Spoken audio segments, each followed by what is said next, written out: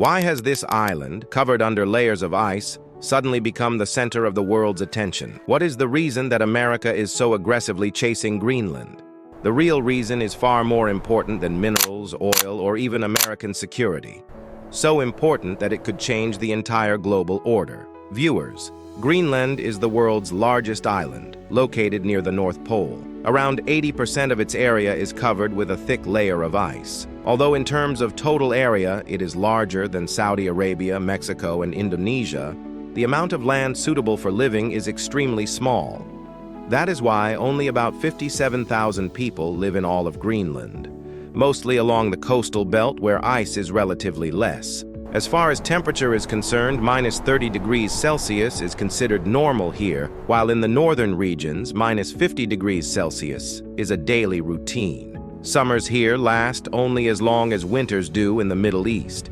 Even then, temperatures barely reach 10 degrees Celsius, and that too only during the harsh daytime sun. How did this Greenland, a place of bone-freezing cold, turn into the center of a new Cold War between the world's superpowers? American President Donald Trump even went so far as to say that America must acquire Greenland at any cost, even if it has to resort to military operations. Trump has not expressed this desire just once, but repeatedly. This obsession of Trump has deeply concerned geopolitical experts. Greenland is geographically part of the North American continent, but politically it is an autonomous region under the Kingdom of Denmark.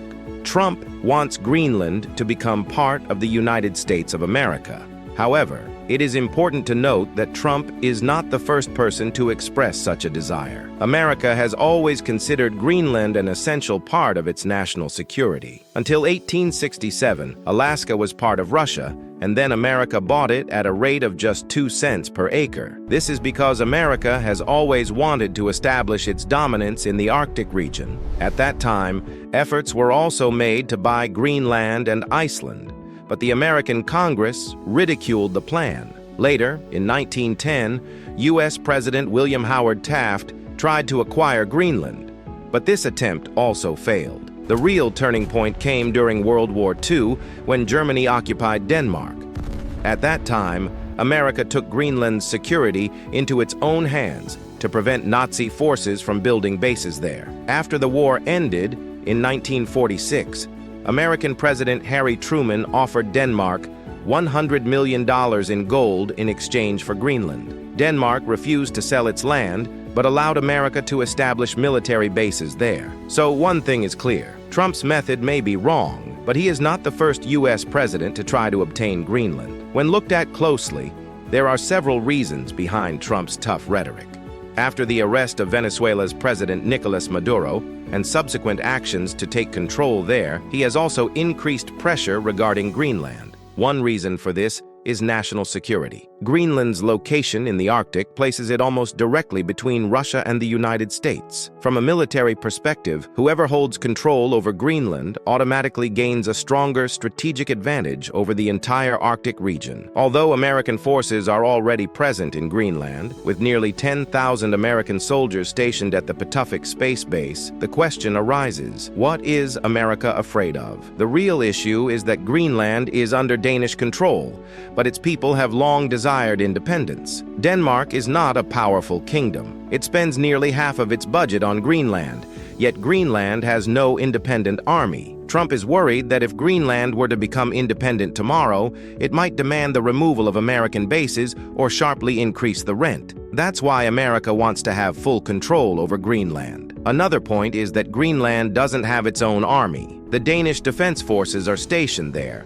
which, in Trump's view, are quite weak. Trump jokingly said that how could they possibly protect Greenland with a two-dog slate? Undoubtedly, Trump's point is somewhat valid, but the whole world is suspicious of his intentions because America's past actions have given a similar impression. America invaded Iraq on the pretext of weapons of mass destruction, but nothing was found. In 1964, America attacked Vietnam, claiming Vietnamese ships had attacked the USS Maddox in the Gulf of Tonkin. But in 2005, it was revealed that no such attack ever occurred. In 2011, America targeted Libya, claiming Colonel Gaddafi was committing genocide, while many experts believe the real reason was Gaddafi's plan to introduce a gold-backed dinar to challenge the dollar's monopoly. All of this was done to protect the dollar-based currency system. Looking at history, many believe that this time too America may use the Russian threat as an excuse to occupy Greenland, not just for security, but to seize its vast resources. Beyond security, Greenland is one of the few regions in the world with enormous reserves of rare earth elements. These minerals are so crucial that they are considered the oxygen of future technology. In Greenland, the average ice layer is 2 kilometers deep, and since this ice is millions of years old, there are certainly unexplored resources as well. According to geological surveys, Greenland has the world's 8th largest reserve of rare earth elements. These include neodymium, used in electric vehicles and wind turbine magnets, gallium, used in AI chips and radar systems, uranium, used in nuclear energy, and silicon, essential for semiconductors and solar panels. All these elements are vital for future technology. You'll be surprised to know that right now, China controls 90% of the supply of these minerals in the world. And recently, China has even imposed limits on the export of these minerals to put Western countries under pressure. It is also true that in the coming times, the most powerful nations will be those that have control over these minerals. This is also one reason why Trump wants to acquire Greenland's minerals to break China's monopoly. It's not necessary to mention, but according to surveys, only the southern part of northeast Greenland alone has reserves of 3.1 billion barrels of oil. As for the rest of Greenland, you can estimate yourself how much oil there might be. Apart from security, minerals, and oil, the protection of internet cables is another major reason. As you know, the world's internet and communication systems rely on underwater cables. Greenland's location is such that cables passing through this region connect America and Europe. Russian coast vessels have often been seen near these cables, and America fears that in case of war, Russia could cut these cables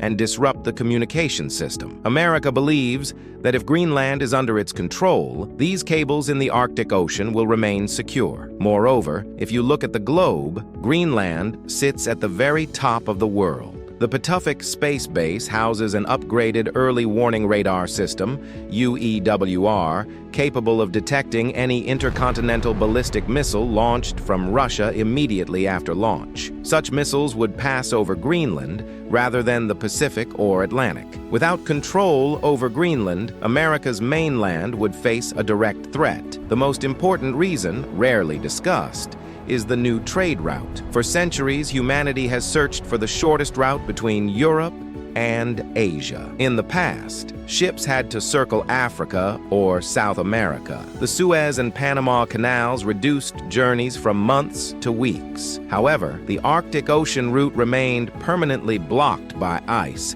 and crossing it with cargo ships was considered impossible. Due to global warming, Arctic ice is gradually melting, revealing a new sea route known as the Northwest Passage. For example, a ship traveling from China to London would save nearly 9,000 kilometers by using this Arctic route instead of the Suez Canal. This would save billions of dollars in fuel and reduce travel time by 10 to 15 days. This issue is not just about Greenland, but about controlling this new route. Whoever controls it will become the gatekeeper of global trade. Russia already has the longest Arctic coastline and wants to impose taxes on this route. China, on the other hand, aims to build a polar Silk Road. Now, America fears that if it falls behind, the key to global trade will end up in the hands of Russia and China, a terrifying nightmare for America. Greenland sits at the entrance of this new route. If America gains control of Greenland,